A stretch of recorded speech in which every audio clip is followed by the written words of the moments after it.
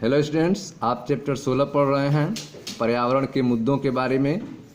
6 heading आपको हमने complete कर दिया है। आइए देखते हैं 7वीं हेडिंग, समताप मंडल में ओजोन अवक्षय के बारे में। मैं मनीष गुप्ता अपने चैनल में आपका स्वागत करता हूं। आइए दोस्तों, स्टार्ट करते हैं चैप्टर 16 का 7वां हेडिंग, समताप मंडल में ओजोन अवक्षय के बारे में। तो आप इसे ध्यान से समझें। आपने इसके पहले रसायन विज्ञान के 11वीं के पाठ्यक्रम में खराब ओजोन के बारे में पढ़ा है।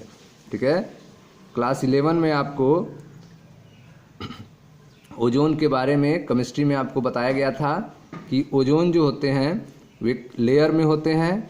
ठीक है, तो जो ओजोन ट्रोपोस्फियर में पाए जाते हैं, क्षोभ मंडल में पाए जाते हैं, अर्थात निम्नतर वायुमंडल में, ठीक है, उनसे पौधे और प्राणियों को नुकसान पहुंचता है। लेकिन और जो ओजोन समताप मंडल में पाए जाते हैं, स्ट्रेटोस्फियर में जो ओजोन लेयर पाए जाते हैं, ठीक है, उनसे जीवों की अल्ट्रावायलेट किरणों से सुरक्षा होती है। ठीक है, तो इस आधार पे आप कह सकते हैं कि जो क्षोभ मंडल ट्रोपोस्फियर वाले ओजोन हैं उनको आप खराब ओजोन कह सकते हैं, और स्ट्रेटोस्फियर अर्थात समताप मंडल वाले ओजोन को आप अच्छा ओजोन कह सकते हैं। देखें ध्यान से, खराब ओजोन के बारे में पढ़ा है कि जो निम्नतर वायुमंडल अर्थात क्षोभ मंडल ट्रोपोस्फियर में बनता है और जिससे पौधे और प्राणियों को नुकसान पहुंचता है। वायुमंडल में अच्छा ओजोन भी होता है जो इसके ऊपरी भाग में यानी समताप मंडल में स्ट्रेटोस्फियर में पाया जाता है। यह सूर्य से निकलने वाले पराबैंगनी विकिरण अर्थात अल्ट्रावायलेट रेडिएशन को अवशोषित करके, ठीक है, कवच का काम करता है। तो जो समताप मंडल में ओजोन की लेयर पाए जाते हैं, वे ओजोन की लेयर सूर्य से आने वाली अल्ट्रावायलेट रेडिएशन को एब्जॉर्ब कर लेती हैं और उसे पृथ्वी पर आने नहीं देती हैं। सजीवों के डीएनए और प्रोटीन खासकर पराबैंगनी अल्ट्रावायलेट किरणों को अवशोषित करते हैं। ठीक है, जो ओजोन के द्वारा ऊपर ही रोक ली जा रही हैं, अगर वह पृथ्वी पे आ जाएं तो उससे क्या इफेक्ट होगा?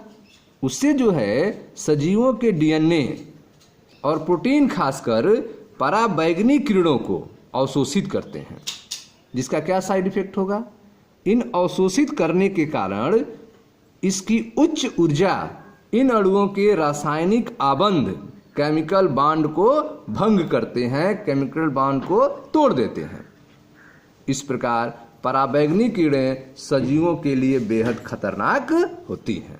डीएनए में परिवर्तन हो जाता है जिसके कारण स्किन कैंसर होने लगते हैं। ठीक है स्टूडेंट्स, तो आपने देखा कि खराब ओजोन के बारे में आपने पढ़ा है जो कहाँ पाए जाते हैं? निम्नतर वायुमंडल में अर्थात क्षोभ मंडल ट्रोपोस्फियर में बनता है और जिससे पौधे और प्राणियों को नुकसान पहुँचता है। वायुमंडल में अच्छा ओजोन भी होता है जो इसके ऊपरी भाग में यानी कि समताप मंडल स्ट्रेटोस्फियर में पाया जाता है। यह सूर्य से निकलने वाले पराबैंगनी विकिरण अर्थात अल्ट्रावायलेट रेडिएशन को अवशोषित करने वाले कवच का काम करता है। सजीवों के डीएनए और प्रोटीन खासकर पराबैंगनी यूवी अल्ट्रावायलेट किरणों को अवशोषित करते हैं और इसकी उच्च ऊर्जा इन अणुओं के रासायनिक आबंध अर्थात केमिकल बॉन्ड्स को तोड़ देते हैं, भंग करते हैं। इस प्रकार पराबैंगनी किरणें सजीवों के लिए बेहद हानिकारक होती हैं। सजीवों के लिए बेहद हानिकारक होती हैं। वायुमंडल के निचले भाग से लेकर शिखर तक, वायुमंडल के निचले भाग से लेकर शिखर तक वे वायु स्तंभ में ओजोन की मोटाई डाप्सन यूनिट में मापी जाती है। ठीक है, तो ओजोन की मोटाई किस यूनिट में नापी जाती है? तो डाप्सन यूनिट में नापी जाती है। वायुमंडल के निचले भाग से लेकर शिखर तक के वायु स्तंभ कॉलम में ओजोन की मोटाई को डाबसन यूनिट में मापी जाती है, डीयू में मापी जाती है। आणविक ऑक्सीजन पर पराबैंगनी किरणों की क्रिया के फलस्वरूप ओजोन गैस सतत बनती रहती है। ठीक है, तो जो आणविक ऑक्सीजन है O2, उस पर जो है पराबैंगनी किरण गिरती है, उसके बांड ब्रेक होते हैं, जिससे O2 जो है O से जुड़कर O3 में कन्वर्ट होता है, ओजोन बनता रहता है। आणविक ऑक्सीजन पर पराबैंगनी किरणों की क्रिया के फलस्वरूप ओजोन गैस लगातार बनती रहती है और समतापमंडल में इसका आणविक ऑक्सीजन में, ठीक है, समतापमंडल में इसका आणविक ऑक्सीजन में निम्नीकरण भी होता रहता है। ठीक है, तो आप देख रहे हैं कि पराबैंगनी किरणों के प्रभाव से O2 से O3 गैस बनता रहता है और समतापमंडल में वह टूटता भी रहता है, O3 से O2 में कन्वर्ट भी होता रहता है। समतापमंडल में ओजोन के उत्पादन और अवक्षय निम्नीकरण में संतुलन होना चाहिए। ठीक है, समतापमंडल में जितना ओजोन बन रहा है, जिसका उत्पादन हो रहा है और जितना टूट रहा है, वह बैलेंस होना चाहिए, संतुलन होना चाहिए। लेकिन हाल में क्लोरोफ्लोरोकार्बन CFCs के द्वारा ओजोन निम्नीकरण बढ़ जाने से इसका संतुलन बिगड़ गया है। ठीक है, तो हाल में आप देख रहे हैं जो क्लोरोफ्लोरोकार्बन्स हैं, CFCs हैं, उसके कारण ओजोन का टूटना बढ़ गया है, ओजोन का टूटना बढ़ गया है, जिससे इसका संतुलन बिगड़ गया है। वायुमंडल के निचले भाग में उत्सर्जित क्लोरोफ्लोरोकार्बन CFCs ऊपर की ओर उठता है और यह समतापमंडल में पहुंचता है। समतापमंडल में पराबैंगनी किरणें उस पर कार्य करती हैं, जिसके कारण क्लोरीन परमाणु का रिलीज होता है। ठीक है, तो समतापमंडल में पराबैंगनी किरणें जो हैं उस पर कार्य करती हैं, जिसके कारण क्लोरीन एटम जो है निकलता है, मोचन होता है, रिलीज होता है। क्लोरीन के कारण क्लोरीन के कारण ओजोन का निम्नीकरण होता है। क्लोरीन परमाणु के कारण ही क्या होता है, ओजोन कमजोर होता है, ओजोन का निम्नीकरण होता है, ओजोन टूटता है, जिसके कारण आणविक ऑक्सीजन का मोचन होता है। तो क्लोरीन के कारण जो है O3 टूटता है और O2 रिलीज होता है, O2 बनता है। समतापमंडल में पराबैंगनी किरणें उस पर कार्य करती हैं, जिसके कारण क्लोरीन परमाणु का मोचन होता है। क्लोरीन के कारण ओजोन का निम्नीकरण होता है, जिसके कारण आणविक ऑक्सीजन का मोचन होता है। ठीक है, आणविक ऑक्सीजन बनता है। इस सब क्रिया में क्लोरीन परमाणु का उपभोग नहीं होता है। इस सब क्रिया में जो क्लोरीन परमाणु है वह उसका यूज नहीं होता है। क्यों? क्योंकि यह सिर्फ उत्प्रेरक का कार्य करता है। क्लोरीन परमाणु जो है वह किसका काम करता है? उत्प्रेरक का काम करता है। ठीक है, इसका यूज नहीं होता है। यह O3 को O2 में कन्वर्ट करने का काम करता है। इसलिए समतापमंडल में जो भी क्लोरोफ्लोरोकार्बन जुड़ते जाते हैं उनका ओजोन स्तर पर अस्थायी और सतत प्रभाव पड़ता है। ठीक है, तो इसके कारण जो है समतापमंडल में जो भी क्लोरोफ्लोरोकार्बन जुड़ते जाते हैं उनका ओजोन स्तर पर, ओजोन लेयर पर अस्थायी, परमानेंट और कंटिन्यूअस प्रभाव पड़ता है। यद्यपि समतापमंडल में ओजोन का अवक्षय विस्तृत रूप से होता रहता है। समतापमंडल में ओजोन का जो डिग्रीगेशन है, अवक्षय है, वह विस्तृत रूप से होता रहता है। लेकिन यह अवक्षय एंटार्कटिक क्षेत्र में खासकर विशेष रूप से अधिक होता है। ठीक है, ओजोन लेयर का टूटना एंटार्कटिक रीजन में विशेष रूप से अधिक होता है। इसके फलस्वरूप यहाँ काफ़ी बड़े क्षेत्र में ओजोन की परत काफ़ी पतली हो गई है। ठीक है, तो एंटार्कटिक क्षेत्र में ओजोन का टूटना विशेष रूप से अधिक होता है, इसलिए यहाँ पर काफ़ी बड़े क्षेत्र में ओजोन की परत काफ़ी पतली हो गई है, जिसे सामान्यतः ओजोन छिद्र कहा जाता है, ओजोन होल कहा जाता है। ठीक है, चित्र 16.8 देखें ध्यान से, यह फिगर आप देखें, चित्र 16.8 ओजोन छिद्र एंटार्कटिका के ऊपर का वह क्षेत्र है जो बैंगनी रंग से दर्शाया गया है।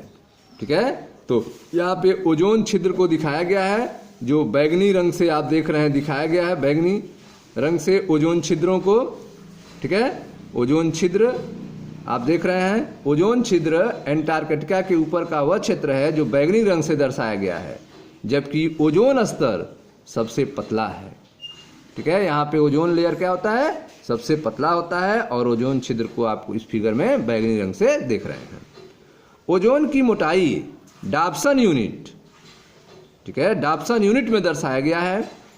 एंटार्कटिका के ऊपर ओजोन छिद्र प्रतिवर्ष अगस्त के उत्तरार्ध और अक्टूबर के प्रारंभ में बनता है।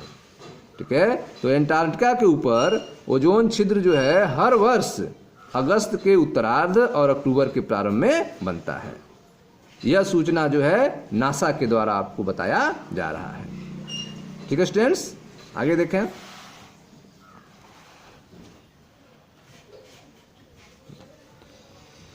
पराबैंगनी, ठीक है, यूवी वी, अल्ट्रावायलेट बी, पराबैंगनी बी की अपेक्षा छोटे तरंग दैर्घ्य युक्त पराबैंगनी विकिरण पृथ्वी के वायुमंडल द्वारा लगभग पूरा का पूरा अवशोषित हो जाते हैं, बशर्ते कि ओजोन स्तर ज्यों का त्यों रहे। ठीक है, तो आप देख रहे हैं जो अल्ट्रावायलेट वी है उसकी अपेक्षा छोटे तरंग दैर्घ्य युक्त जो पराबैंगनी विकिरण है वह पृथ्वी के वायुमंडल के द्वारा लगभग पूरा का पूरा अवशोषित हो जाते हैं, बशर्ते कि ओजोन स्तर ज्यों का त्यों रहे। ठीक है, आगे देखें। लेकिन यूवीवी, ठीक है, अल्ट्रावायलेट बी डीएनए को क्षतिग्रस्त करता है। जो पराबैंगनी वी है वह डीएनए को क्षतिग्रस्त करता है और उत्परिवर्तन हो सकता है। अल्ट्रावायलेट बी डीएनए को क्षतिग्रस्त करता है और उत्परिवर्तन हो सकता है। इसके कारण त्वचा में बुढ़ापे के लक्षण दिखते हैं, इसकी कोशिकाएं क्षतिग्रस्त हो जाती हैं और विभिन्न प्रकार के त्वचा कैंसर हो सकते हैं। ठीक है, तो आप देख रहे हैं कि जो अल्ट्रावायलेट वी है, पराबैंगनी वी है, वह डीएनए को क्षतिग्रस्त करता है और उत्परिवर्तन हो सकता है। इसके कारण त्वचा में बुढ़ापे के लक्षण दिखते हैं, इसकी कोशिकाएं क्षतिग्रस्त हो जाती हैं और विविध प्रकार के त्वचा कैंसर हो सकते हैं। हमारे आँख का स्वच्छ मंडल अर्थात कार्निया, हमारे आँख का स्वच्छ मंडल कार्निया अल्ट्रावायलेट वी विकिरण का अवशोषण करता है, अल्ट्रावायलेट बी विकिरण का अवशोषण करता है। इसकी उच्च मात्रा के कारण कार्निया का शोथ हो जाता है। हमारी आंख का कार्निया जो है वह अल्ट्रावायलेट वी विकिरण का अवशोषण करता है। इसकी उच्च मात्रा के कारण कार्निया का शोथ हो जाता है, जिसे हीम अंधता, स्नो लमाइंडनेस कहते हैं, मोतियाबिंद कहा जाता है। इसकी उद्भासन से अस्थायी रूप से क्षतिग्रस्त हो सकता है। ठीक है, तो हमारी आंख की जो कार्निया है वह अल्ट्रावायलेट वी विकिरण का अवशोषण करती है। इसकी उच्च मात्रा के कारण कार्निया का शोथ हो जाता है, जिसे हीम अंधता, मोतियाबिंद कहा जाता है। इसके उद्भासन से अस्थायी रूप से क्षतिग्रस्त हो सकता है।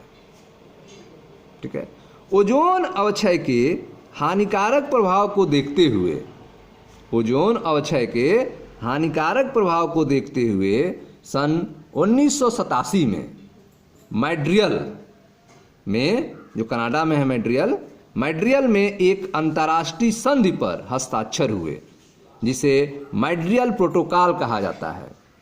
ठीक है, तो ओजोन अवक्षय के हानिकारक प्रभाव को देखते हुए सन 1987 में मॉन्ट्रियल में एक अंतर्राष्ट्रीय संधि पर हस्ताक्षर हुआ जिसे मॉन्ट्रियल प्रोटोकॉल कहा जाता है। यह संधि 1989 में प्रभावी हुई। यह संधि जो है 1989 में प्रभावी हुई। ठीक है, इसके तहत क्या होगा? ओजोन अवक्षयकारी पदार्थों के उत्सर्जन पर नियंत्रण के लिए, ओजोन अवक्षयकारी पदार्थों के उत्सर्जन पर नियंत्रण के लिए बाद में और कई अधिक प्रयास किए गए तथा और प्रोटोकॉल में विकसित और विकासशील देशों के लिए अलग अलग निश्चित दिशा निर्देश जोड़े गए, जिससे कि CFC और अन्य ओजोन अवक्षयकारी रसायनों के उत्सर्जन को कम किया जाए। ठीक है, तो आप देख रहे हैं कि ओजोन अवक्षय के हानिकारक प्रभाव को देखते हुए सन 1987 में मॉन्ट्रियल में एक अंतर्राष्ट्रीय संधि पर हस्ताक्षर हुए जिसे मॉन्ट्रियल प्रोटोकॉल कहा जाता है। यह संधि 1989 में प्रभावी हुई। ओजोन अवक्षयकारी पदार्थों के उत्सर्जन पर नियंत्रण के लिए बाद में और कई अधिक प्रयास किए गए तथा और प्रोटोकॉल में विकसित और विकासशील देशों के लिए अलग अलग निश्चित दिशा निर्देश जोड़े गए। ठीक है, तो प्रोटोकॉल में विकसित और विकासशील देशों के लिए अलग अलग निश्चित दिशा निर्देश जोड़े गए, जिससे कि CFC और अन्य ओजोन अवक्षयकारी रसायनों के उत्सर्जन को कम किया जा सके। ठीक है स्टूडेंट्स, थैंक यू।